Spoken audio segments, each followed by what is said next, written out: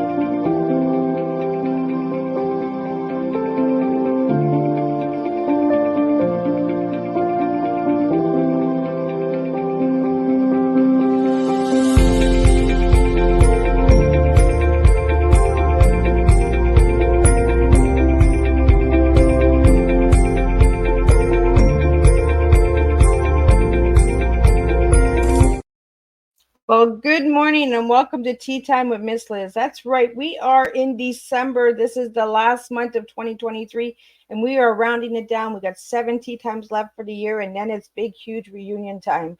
And reunion time this year, we are doing all seasons. So season 1, 2, 3, and 4, you will see guests from 2020, 2021, 2022, and 2023. And we have 14 countries coming in, over 85 guests that are returning. And you will also see some of the PR teams that I've worked with and all of those guests. But this morning, I have the incredible Janet Harvey joining me. She's the CEO of Invite Change, best-selling author, human development coach, and visionary leader. She is a change maker. And that's what I do, is I love having change makers on Tea Time. So I'm going to do the disclaimer and a little bit on Janet and a little bit more on Janet. And then I'm going to get Janet in here and we're going to spill a good TEA. If you haven't subscribed to the YouTube channel, go ahead and do that right now. Ring that little bell and you'll be notified when all these incredible tea times come up. If you're watching a replay, push hashtag replay and let me know where you're tuning in from, because I always like to know where my audience is coming in from.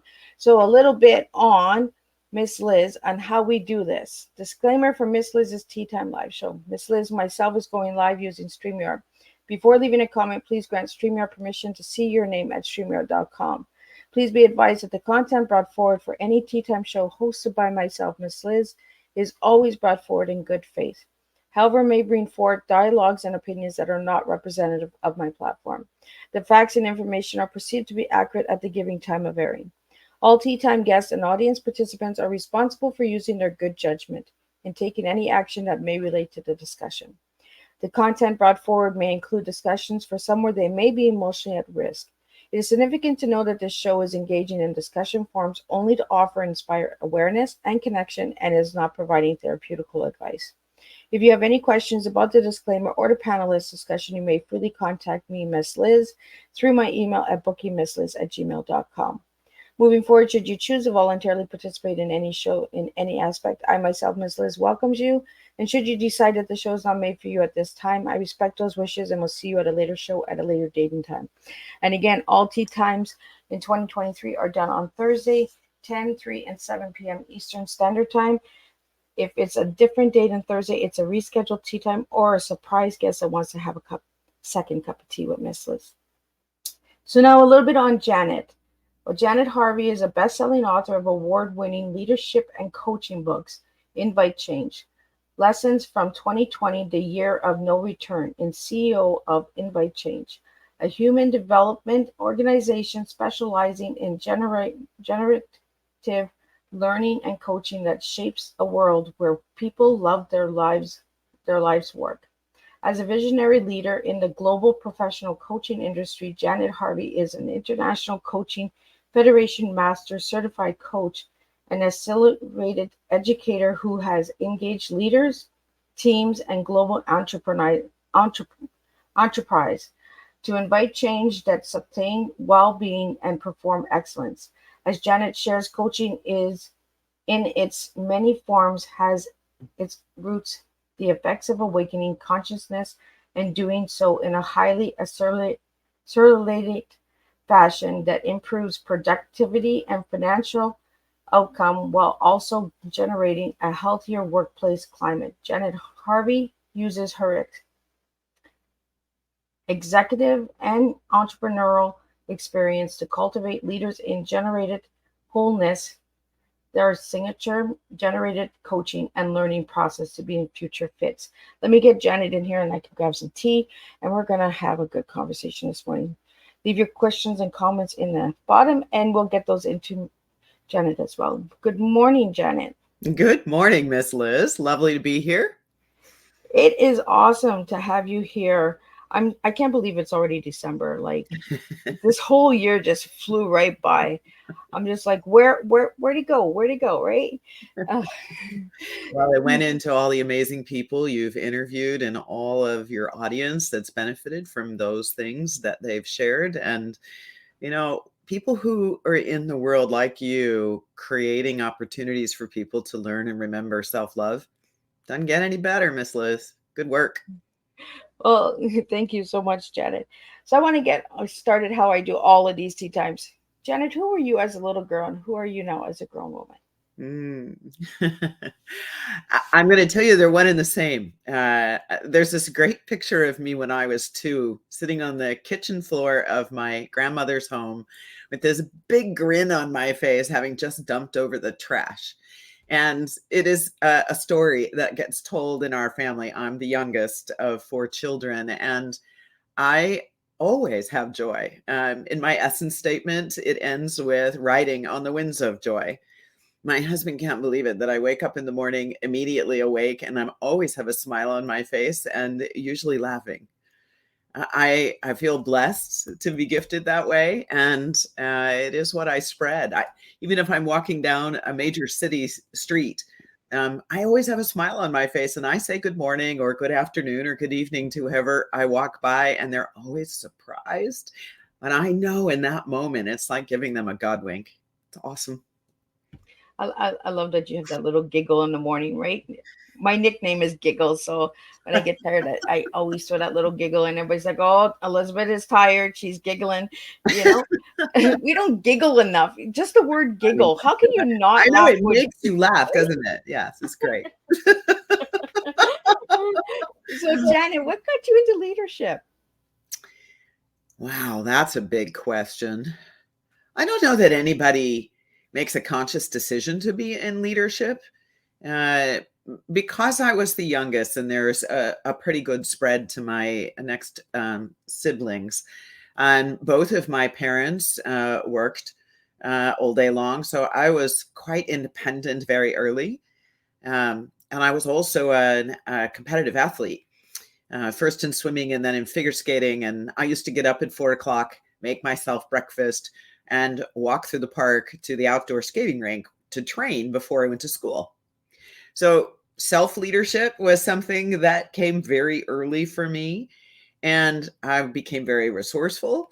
I became very present to the world, and I really, I think, just fell into whenever something was happening, like whether it was the float for the New Year's parade that our class would be creating, or scouts going out on a trip. I always ended up being the one with the map, figuring out where we were going.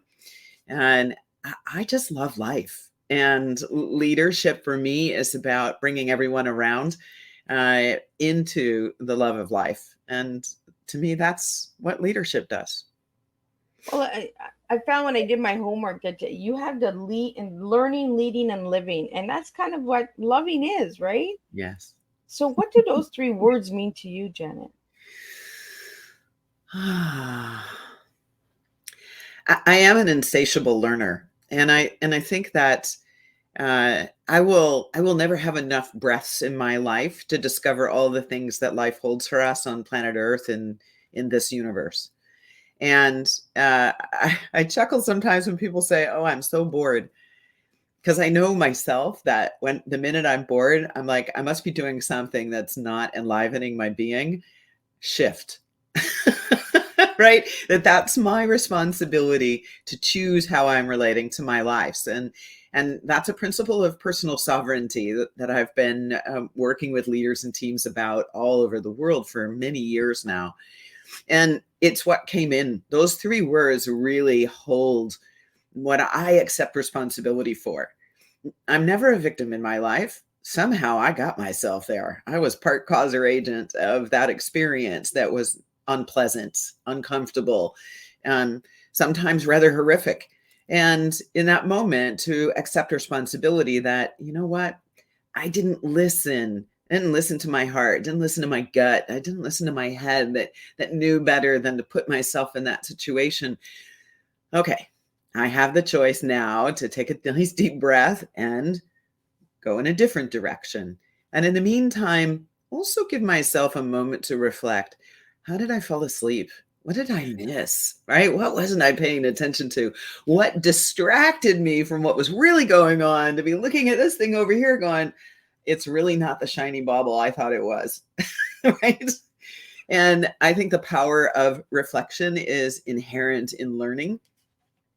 And you can't lead well in a rapidly changing environment with tons of complexity and uncertainty if we aren't available for learning. Where does learning come from? Curiosity, for sure. But it also comes from another quality that I think is part of living, and that's a sense of wonder. This is a place I think we have abandoned a little bit. My definition of wonder is rapt attention when something astonishing shows up right in front of us, that we pause and recognize that we have a moment that's never happened before for us. Now it has, and it's part of us. And I think wonder's related to joy. That I'm when I can have moments of wonder in my day, it makes everything else that might have felt like sandpaper and I didn't really want to be doing it, puts it in context. And I realize what a miracle it is to be in a human body, to be alive here, this moment. I love that you say sandpaper, because I love when we use metaphors and when we use items to understand, to get people to engage, right? And understand the message a little clearer on how roughness is, right? We use sandpaper. You're using items to describe how to feel, the emotions, how the environment, right? The smell, the sound, wonder. Like the word wonder, we don't even use that in today's language. Like when you said that, I was like, oh, wonder. I had to write it down because we don't use words like we used to, where we used to express ourselves. Now it's kind of short form everything, right? Just shorten it up, abbreviate it, create its own language now. We're not using the words to express the emotions anymore. And do you find in leadership that we're lacking that in today's world? I might go in a slightly different doorway for this, and I love the subject matter. We're coming up on like 55 years of emotional intelligence work, right? Brilliant book written by Daniel Goleman. Lots of people get certified in an assessment instrument, help people understand how emotionally intelligent they are.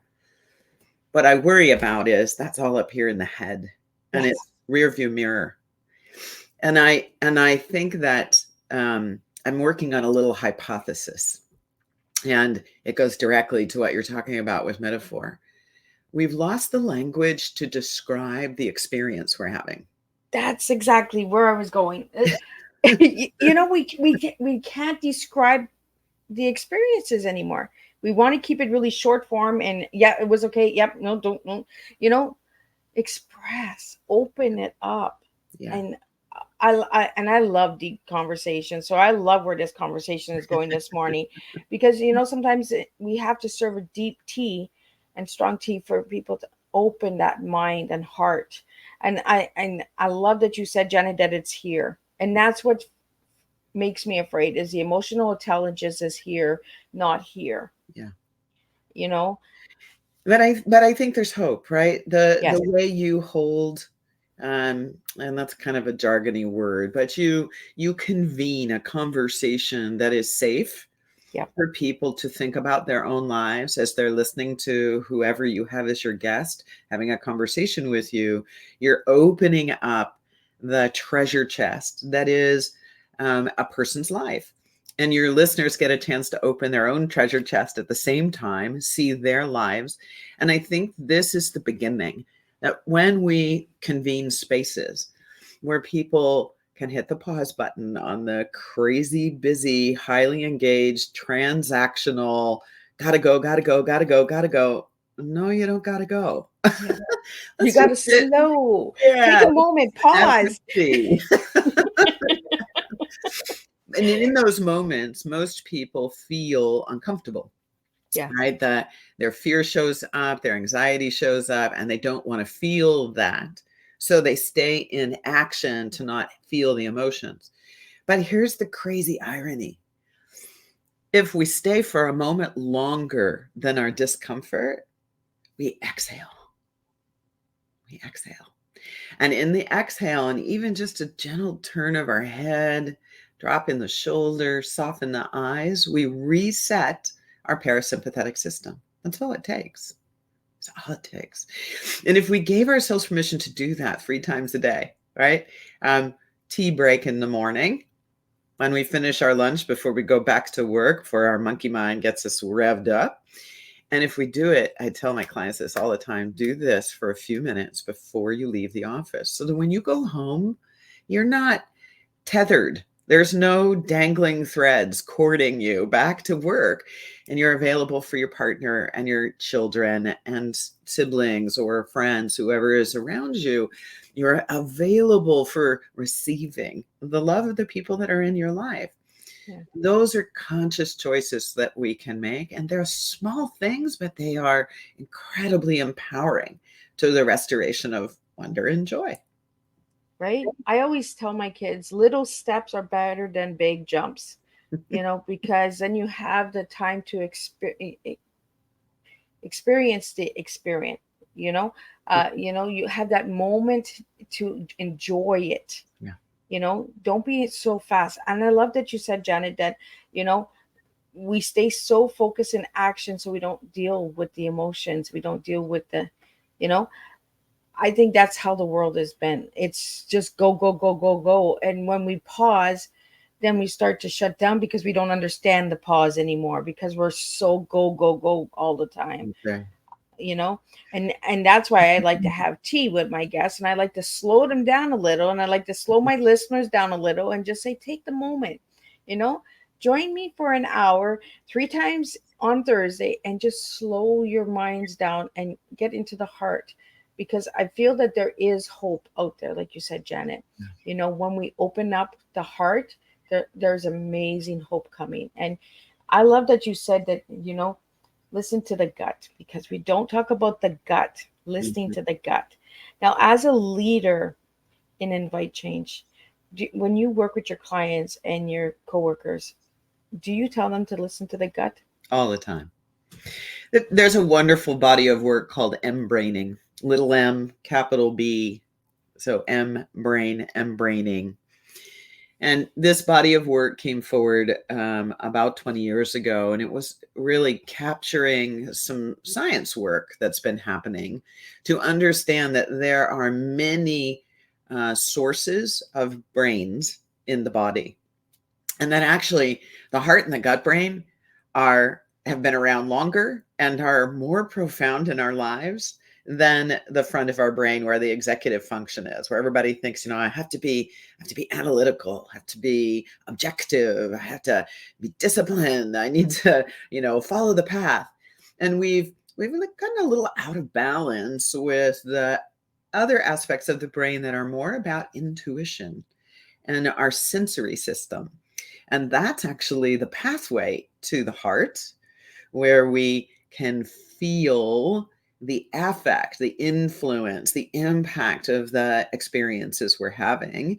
And the gut brain, that is instinctive. It knows what to do long before our brain ever gives words to it. Think about this. when you're sitting at a table for a meal and one of your utensils starts to fall, do you notice how quickly the body picks it up? Before our brain even knows that that piece of silverware is about to drop, we've caught it, right? Our body actually is the beginning of recognizing something's happening. So in some ways, this is about returning home to an understanding of something that already exists. The body doesn't have right, wrong, yes, no, black and white. It just knows unity. And the gut brain and the heart brain are the ways in which we navigate the world. We just don't think so. Somehow our ego and our executive function think they're the head of the table of wisdom keepers inside our being, right? I know it's a little vague for me to say it that way, but truthfully, in our quiet moments, don't you find that there's a voice that is kind of parental? There's probably a voice that's a leader, of course, because of the work you do. There's a voice that's young, free, no responsibility, right? Click up your heels and can do anything I want today. A little bit like Winnie the Pooh and Piglet, right? There's the voice of the champion. There's the voice of the underdog. There's the, keep going, right? Many, many, many aspects of the self. And the only way we can listen to those aspects of the self is in the pause. Pause gives us so much more time than it takes because we can hear, hang on a second, that's not such a good idea what you're thinking about doing. Right? There's going to be some risk in it, or you might get your heart broken. And my brain might say, thank you very much for sharing. I'm going to get my heart broken anyway. It's that interaction that matters. Not so much whether you do or you don't do it, but that we allow all aspects of our being to express. This is really living into the full embodiment of a human. That's wholeness. Wholeness is what comes when we balance left and right, when we balance masculine, feminine qualities that all of us possess. That's what we're talking about here. So, Janet, I want to get into the human development because some of my listeners out there might not even understand what human development is, because we don't speak of it enough. We don't engage with our human bodies enough. We just speak, hear, and see, right?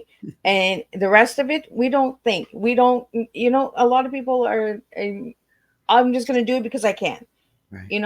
I'm just going to do that choice because I can, but they don't take responsibilities or accountabilities of the choices that they're making. Right. And I really want to get that out there for human development, for all the listeners out there that might not understand what we're talking about this morning.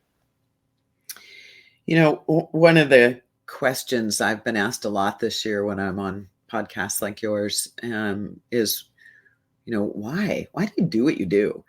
And my answer is always human dignity. In my book, dignity is a birthright, and that every one of us came into being in this body in this moment in time to fulfill the human family. That's not an easy responsibility.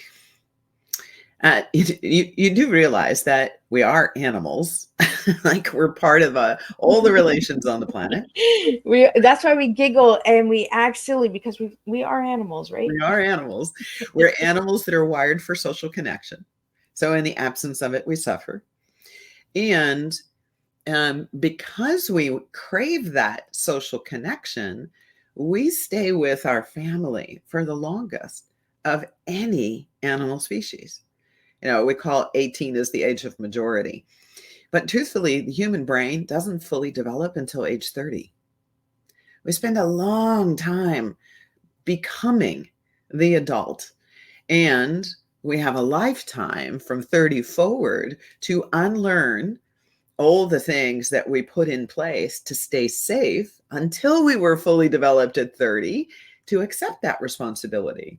This is like, we don't want to show kids racing cars on television because at 16, you don't have any way to regulate your emotions. You're too darned excited. You're going to go racing down that road that's supposed to be 30 miles an hour at 60 miles an hour. And then that tree's going to jump out at you, right?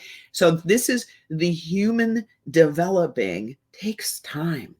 Hence why parenting is so important, that there's a relationship, an open relationship between parent and child to help them navigate, to help them learn to develop discernment.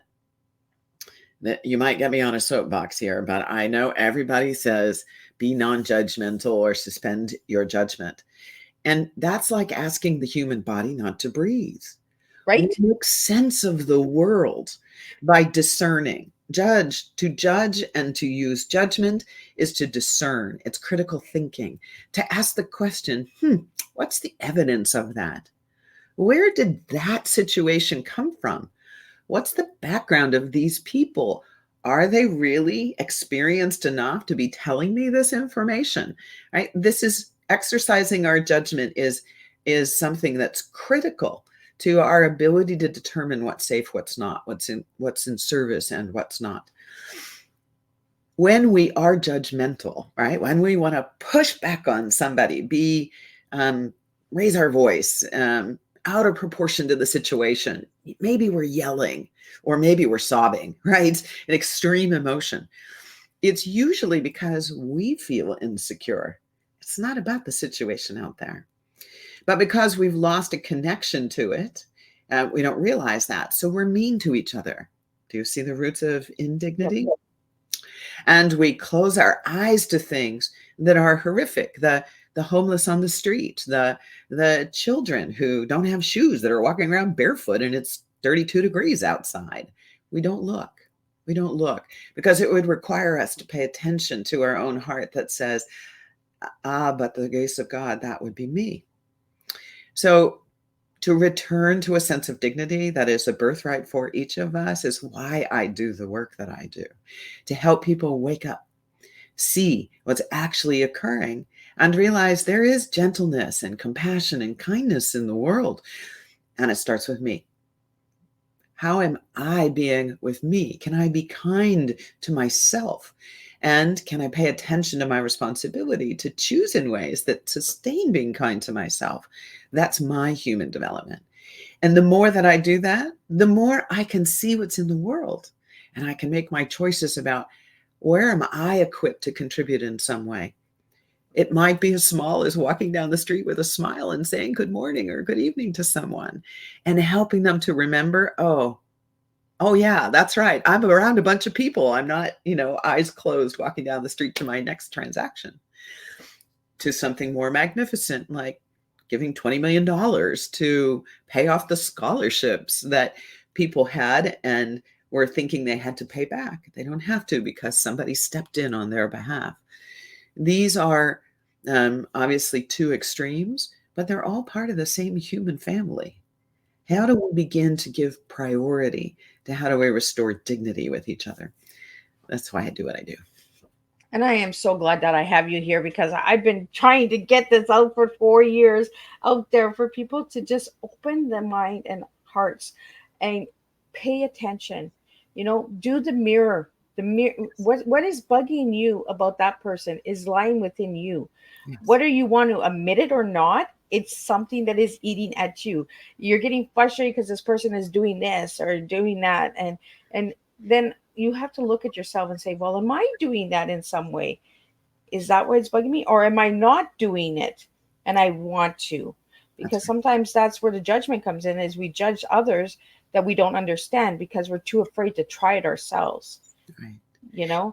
So there's a really easy way to remember this principle, right? One finger pointing out means there's 3 pointing back at me. So if and this is on the positive side. So Miss Liz, I can point my finger at you and say, thank you for your leadership to help people understand human development. But the only way I see it in you is because it's in me. Right. It's that mirror, right? And we're so afraid of the mirror. I talk about the mirror all the time. It's like the mirror within the cup. When you look within your cup, what are you actually serving? What is the purpose behind what you serve in life? Why do you do what you do? Why do you serve what you serve, Janet? So I want to get into your T, Janet. So if I give you the letters TEA, what words would you give me? And what are you serving to the audience this morning? I'm going to serve, this is based on the new book coming out in January. Tension is enduring and the source of aspiration. Now, you want to tell me a little bit about those 3 words So, without giving away the new book, because the new book is coming out in January, correct? yeah, but I can tease a little bit about the book. Okay. We're doing a little teasing. A little teasing, yeah. So I had this experience in the early 2000s. Over the space of about 60 days, I had 3 chief executive officers call me on the phone to say to me, you're doing great work with my senior team. I'm very pleased with how they're all developing. But I keep hearing that you make their head hurt. And I don't know what to make of that. Well, was that a good or is that a bad hurt? That's exactly what I said the first time. Is that a good thing or a bad thing? That's too funny. You picked right up on that. And then the second time it happened, I thought, I wonder what's going on here. And then it happened a third time. I said, that's it. I need to go find out what in the heck this means. So I started to do interviews with my clients to see if I could understand what were they coming up against in themselves that it felt like it was making their head hurt. And it goes back to what we were talking about a little bit earlier. They were so stuck in their head. And the work I was doing with them was about getting their feet underneath them, how to stay grounded and centered, how to not overreact when mistakes happen, to stop pointing fingers and spreading blame and shame. And this is the reason they were having trouble with turnover on their teams or bad morale, toxic workplace kind of stuff. That this was really inside of the leader.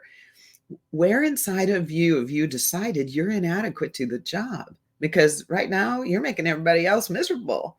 And it's just not true. Yeah.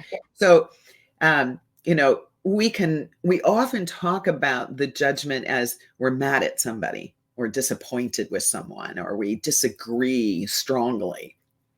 But the other side is true too. Yeah. When I am revering somebody else, I am letting my power go to that person. I love who that person is. I will never be like them is the thought that comes into our head. But the truth is, I cannot see it in that other person if it isn't in me. Might be hidden under, layers and layers and layers of blankets. But it's time to take the blankets off because I've seen it. I cannot unsee what I value in another person, which means I cannot unsee it in me. The pause is what helps us come back home. So tension exists. I have this tension between my reverence for someone and my own sense of inadequacy. Ugh. That's never going to go away. As a human being, I'm never going to get out from underneath it, but I can begin to shift my relationship with it. If I can have the aspiration that changes that self-story from I could never be that to one day I am that. I am that today, just nobody knows it yet, right? That's the evolution in the self-talk. Because I realize I see it in that person, it's in me. What are the choices that are keeping it buried under layers of blankets? Let me take the first one off, take the next one off, take the next one off. That's what we do in our pause time. Pause gives more time than it takes because in that moment when we take a breath, we reflect inside and we remember I have an authority to choose how I'm relating to my life. I can decide to be a taker or a giver. I can decide that I'm going to receive the blessings of others and be grateful, as opposed to, why are you doing this? Do you have an agenda? Right? We're like, okay, well, why are you really here for? Exactly. This can't actually be real. I was like that for years. I was like, okay, wow, what do you really want? And then I was like, let go of it's like you said, lift the blankets, start taking them off. Not everybody's coming at you for something. Some people just generally want to be in your company. Right. And learn to accept it, and actually to revere it. It's like that they want to be in your company. Have a center in yourself that says, wow, I feel grateful. I want to be in this person's company. And, it could be that somebody has an agenda when they come at you. So be discerning. So get curious. What has you want to be in my company? What is it that we might do together? Let's go take a walk. Tell me about your life. Tell me about who you are. What are the things you enjoy doing? And as relationship builds, all of those self-protective strategies soften for both the person who might be manipulating and us who aren't certain about whether to trust that other person, because we're at home in ourselves. Yeah. This is why human development work is so important. We're coming back home. We're letting go of protection that we did at 10 or 12 or 14 or 18, because we realize we have more capacity as an adult now than we did then. And that belief doesn't need to run us. Yeah. So we create a new one. That's the key thing about beliefs, right? We constructed them to help ourselves at an earlier time. But if we come current to who we are and we cultivate our understanding and appreciation for all of our resource and capacity, then we create new beliefs. And those beliefs are about the source of our aspiration. I believe in my power to make a difference in the world. Yes, you do, Miss Liz. And that's the reason you're able to do all that you do every year. You believe in that in yourself. And then you create that for other people. This is what I'm talking about when I say human development. Janet, I love that you say that. Believe in yourself, because if you don't believe in yourself, first off, you're never going to get to the next step. You never get. And when I think of tea, I think of it as an application, as that prop that gets everybody to the table. Now, what are we going to talk about? Where are we going to open these doors? What opportunities are going to come?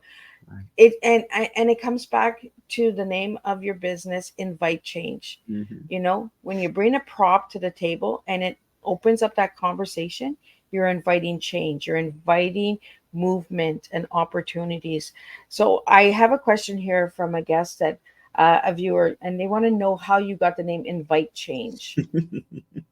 Thank you. I've actually had people who have been customers for a long time who will call on the phone and go, do you realize I just looked at your logo and saw the word invite? I've always thought the name of your company was Change. Makes me laugh, yeah. So I was blessed in my life to, I think my early story to you about the 2-year-old on the floor, I was also verbal. I was already making complete sentences at 6, 7 months old. Wow. So, you know, God, universe, spirit, source, whatever your faith is, infused in me a lot of capability, and I started using it. So it never occurred to me that people didn't like change. I had a vivid imagination. I, you know, as all children do, you know, we play with whatever it is that we have, the sticks and pine cones out in the backyard, or the toy dolls, or the blocks, or I love to do paint by number. I had them all over my bedroom. My imagination was very active. And I realized that if I didn't like something, I could just change it. And I did over and over and over again. As a figure skater, I loved training and I loved practicing my routines. And I would do it one way. That didn't quite express the music. Let me do it a little differently. I was always in that process of evolving. And I realized when I hit professional life that other people didn't work like that. That for whatever reason, they liked swimming in their own lane. They liked coloring inside the lines. They did not like things that deviated from whatever the status quo was. And I thought, all right, I know that that's a safety response, right? Trying to manage fear. But what is fear? It's covering the thing we hold most dear, which is ourselves, right? Our sense of self-love without condition. So we're all striving for. And the minute that I think everything out there is danger, I'm denying myself access to my self-love. So I thought, I wonder if I could help people learn how to unlock that unbridled joy inside of them, that the essence of who they are. And the first step of that was, what is my essence? So there's so much that we don't understand about the human development because it's not taught to us. That's right. It isn't taught. And everybody else can see our essence, but we often hold it another underneath layers and layers and layers of blankets because it's precious. So we don't want anybody to hurt us. And yet that's what's longing to be out in the world and for everybody to see it and for us to be in our joy and expressing it. Yeah. However, because we don't teach it, as you just said, that's the first step. Allowing someone to support you to identify your essence traits, and then constructing your life experience in a way that has you practice it every single day, always relating to your life, showing up, interacting, making decisions based on what honors your essential traits, our values. We often live out our parents' values until we start to rebel, right? Fancy word is individuate. And we construct our new value system, the one that is unique to our essence. And then we often have guiding principles. Like one of mine is early is easy. I hate waiting till the last minute. I used to be a master procrastinator because I really trust my intuition, but I can't do that as a leader. As a leader, I want to anticipate. And when we get things moving a little bit at a time, step by step, early is easy. We're done a week ahead of time. Nobody's stressing. This is a good thing. I don't like stress in my company. I don't. Me neither. None of that. So I'm describing the process of learning to invite the change we want rather than feeling a victim to change that comes at us. It's always coming at us. By the way, our body changes every second in thousands of ways. So to say we don't do change well is ridiculous. What's actually happening is that we're afraid and uncertain about the future. Well, whose job is it to define the future? This is why I say enduring, tension's enduring. That's the fear of the change, but it's also the source of our aspiration. If we'll focus on the aspiration that we have, now I can say, what choice can I do right now that's a step toward it? What's another step toward it? What's another step toward it? And oh, by the way, who's in my circle that is a resource for me? What could I lean into that would help me sustain that essential experience I want on my path to my aspiration? I'm not thinking anymore about who hurt me and what problem happened 2 years ago or what situation blew up on me. I'm not thinking about that anymore. I'm thinking about what I'm creating. Yep. And now my life force is activated. That's inviting change. I like that word. Life force. It's both. Life force and life source. Yeah. We don't talk about these things enough, and we need to start getting them into the school systems and that. So Janet, do you go into the schools and universities and talk on human development? I do in universities, and I work with people all over the world who want to develop coaching capability. Some people do that for their leadership. Some people do that because they want to be a coach inside of an organization. Some people do that to be an entrepreneur and build a practice as a coach, helping others in human development.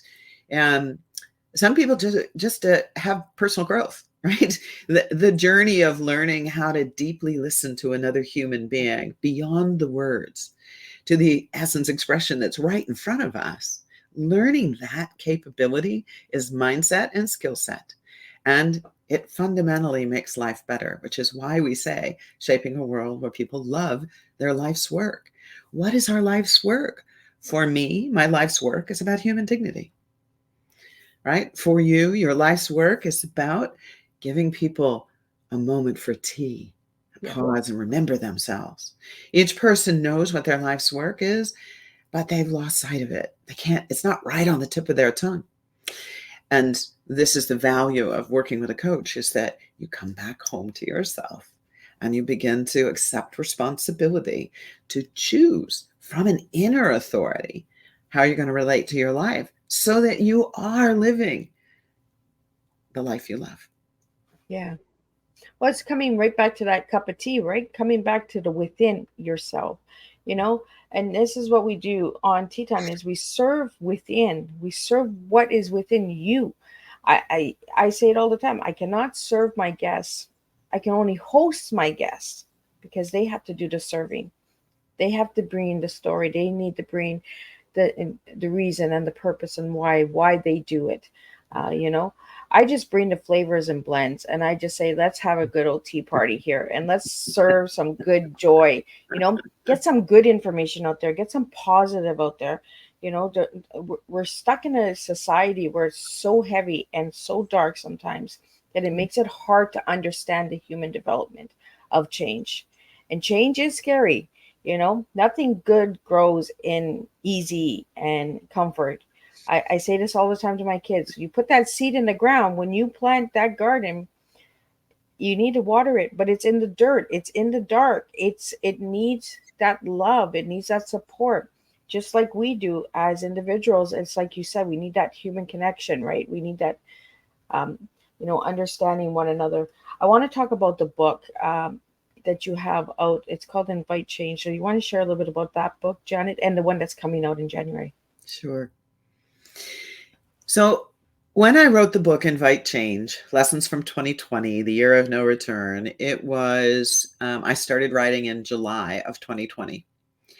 And the reason it came to be is that in the fall of 2019, as a team at Invite Change, we decided it was time. I'd had a dream for a decade that we would begin hosting a social progress conference that would invite people who were working on a variety of social issues, large, big, and practical problems, and having some success, to come and share their best practices, to inspire, to educate, and to start to build community of people in all kinds of practices that are doing that kind of work in the world. And of course, we all know what happened in March of 2020, don't we? So this big conference we were going to do in Miami, Florida, with 50 speakers coming in from all 6 continents. And we had expected to have a couple thousand people there. Well, that wasn't happening. So, we pivoted, and it ended up being a virtual conference, smaller than we had thought. But one of the strategies the team had was, hey, why don't you go ahead and write a book? And we'll use that as part of the pitch for the conference. I'm like, are you nuts? It's July. And they said, no, we've cleared your calendar, and we've found a really good editor who knows we're going to be on a fast timeline. All you need to do is sit down and write. Well, when I've been doing this work for as long as I've been doing this work, they were right. I had a lot to say. And of course, we're on the other side of George Floyd. So here in America, all of the issues of oppression and mistreatment and indignity were, fresh in everybody's minds and hearts. And of course, it's not unique to America. We have our version of it, but it's everywhere in the world that we're not very nice to each other as human beings. But what I think the pandemic did is that it awakened us that we have been tolerating this indignity for decades. Yes. Maybe thousands of years, but for sure, those of us who are alive in this time, we know for decades we have tolerated it. Enough is enough. The pandemic leveled the playing field. And the reason I said it was the year of no return is because we couldn't unsee the mismatch in experience that people were having in their personal lives, in their physical and emotional health, in their workplaces, in their places of worship, in their government, right? It was open book to all the things that we were denying. Like, oh no, everything's fine. Everything's fine. Everything wasn't fine. It hadn't been fine for a long time. And now we had to sit in it because everybody was locked down. We had to be in the question, am I living my life the way I want to be? And the answer for so many was no, and still is. I just looked at the 2023 report on the state of the global workplace that Gallup issues. 59% of the workforce is disengaged and in quiet quitting. 18% of the workforce is not only disengaged, but they're actively toxic in the workplace. Wow. Which means we have only 23% who are actively engaged, and we're celebrating this. Oh, goodness gracious. The numbers, volumes right there. Yeah. Wow. And this is what I meant, that we're not going back, folks. Yep. The human family is pushing back and saying, no, I am not tolerating this anymore. So, we see things like the rise in the gig economy, and small business has always been the backbone of America. That's growing by leaps and bounds. We've demanded there be some response to climate change. It's coming. Way too slow for all of us, but it's coming at least, right? Like huge jobs getting created in that particular space. The healthcare system is dissolving before our very eyes, but there are innovators who are coming behind it with something called value-based care and population health, and bringing communities together around collaborative solutions. I could go on and on and on this, but we are at the beginning of a new way of relating. And to me, unless we learn to invite change and accept our responsibility for it, we're going to continue to kvetch. And yeah, that's all you're going to see. It's sort of like the old hammer and the nail. If everything looks like a nail, you're going to keep hammering it. It's not going to change anything. All you're going to do is put the hammer in the ground and it becomes permanent. Is that really what you want? I don't think so. Let's take voting. People say to me, my vote doesn't matter.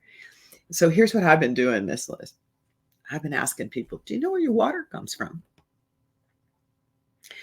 How about, where does the sewage go when you use the toilets in your house? How about the roads you drive on? How do those get maintained? How about mass transit? How does that happen? What about our educational system? How do they decide how many teachers there are to what number of students? How do they decide where they're going to build schools so that kids can have some social time and aren't commuting 2 hours to get to class?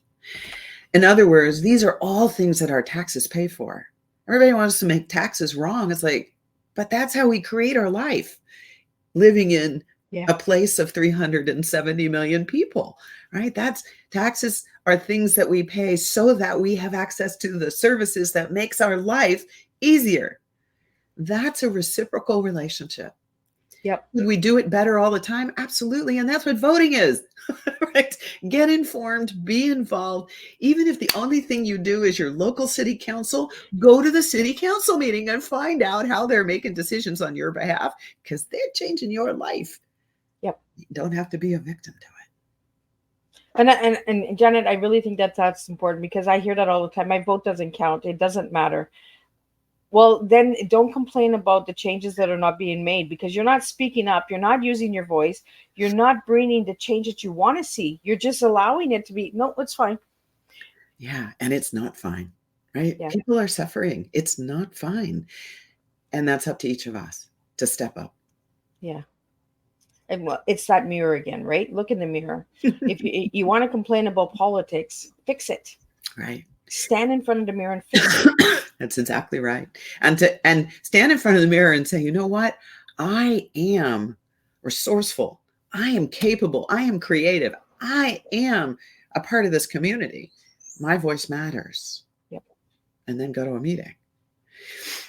So the second book is called From Tension to Transformation, A Leader's Guide to Generative Change. And as I was telling the story about the leaders who told me their head hurt, I began to see that tension is enduring. It doesn't ever go away. Tension is part of our human experience. It's that sandpaper moment. Yeah. And the more complex the situation, the more important it is that we can hit the pause button and say, what's going on here? What really happened with this breakdown in this project, or this situation that we find ourselves in that nobody likes? What happened? That's reflecting to say, what actions did we take? How did we decide on those? What was motivating our behavior? What was actually present that we dismissed? That's probably living in my habits, my preferences, my assumptions, and my biases. Now that I can see it more clearly, I can ask more questions, and now I can construct a new result. that's the vehicle for generative change. And so this book is all about how do we sit a little longer in the discomfort of the tension so we can connect to something new to construct. And that's aspiration. Now we're all moving to the future instead of rehashing what's already happened I can't do anything about. I really love it, Janet. So when is this book coming out? January 9th.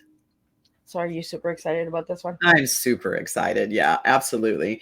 It'll be available on Amazon.com. It will be out for pre-sale shortly. We'll make a social media announcement. I'll be sure and let you know. I probably know it for the celebration, the year-end celebration, Teatime. And I am very excited about getting out in the world and doing some speaking. I know that there are a lot of young leaders out there hungry for trying to figure out how to lead in this crazy complexity and uncertainty that we have. And this book is full of tips and ways of responding to it that will be healthier and set them up for success. Oh, I'm super excited, and I'm like you too, right? Getting out there and speaking again, getting the voices heard. We paused long enough. Now it's time to rise, and it's time to make that change. And invite change is a perfect way to go. So if you'd like to reach out to Janet and know more about Janet, you can check out her website at www.invitechange.com. Very simple. Don't forget the invite. It's not just change.com, it's invitechange.com. It's like an invitation to change your life and work on your life. So Janet, what final words do you have for the listeners this morning? You have a one precious life. Remember, you have an inner authority to decide how you choose to relate to it. Accept that responsibility. It's worth it every minute of your life. I really want to thank you, Janet. It's been a pleasure just sitting with you. I love deep, strong teas. Anyone that knows Miss Liz knows that I like to get deep and I like to understand the human mind and why we do what we do and why the choices we make, right? And why we're so afraid of taking accountability and responsibility. Maybe that's something that Janet can write in the third book, and don't be afraid to ask those questions, because there is no wrong question out there. If you don't ask, you don't know. So Janet, it's been a pleasure sitting with you and having tea with you and just getting to know you a little bit better. And Janet will be attending the reunion tea time and we will have some goodies. So be sure to check that out on December 21st. It will be a free event, but donations can be made to Miss Liz to keep these podcasts going and future projects that Miss Liz has on the go. So if you'd like to make a donation, you can go to Miss Liz's website at www.misslizsteatimes.com. Share the event with your friends, your family. There's going to be all walks of life joining us. We're going to have some entertainment. We're going to have all those goodies. And Janet will be one of the returning guests that is coming December 21st. Janet, before we wrap up, we have just a little under 2 minutes. I want to know why your favorite color is blue. You figured that out, huh? You like my Women of the World? I love this. I love this painting. Why is my favorite color blue? Well, my eyes are blue. That could be part of it. I think blue carries a regal vibrancy. I think actually my favorite color is purple because it's the blend of red and blue. And when I got married in 2004, my wedding dress was purple. Oh, well, look at that. Yeah, and it was made out of raw silk of blue thread and red thread woven together to create a beautiful purple silk. And yeah, and I made my own wedding dress too, by the way. Oh, wow. There you go. Invite change, right? With the colors of the, I love the blending. It's just like a cup of tea, right? You blend two different flavors and you get the saucy pot of tea. It's just amazing. So thank you again, Janet, for joining me. I will be back at 3 p.m. this afternoon with Nan Artwright, and she'll be talking about children's mental health. And then we're wrapping it up with Stephanie Levine, and she's going to be talking about romance and mystery. So we Mhm. got a flavor for everybody today.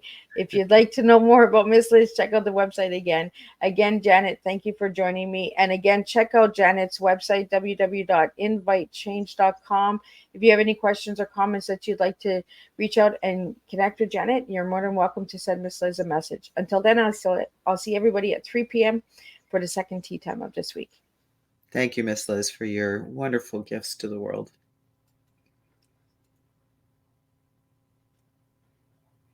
Thank you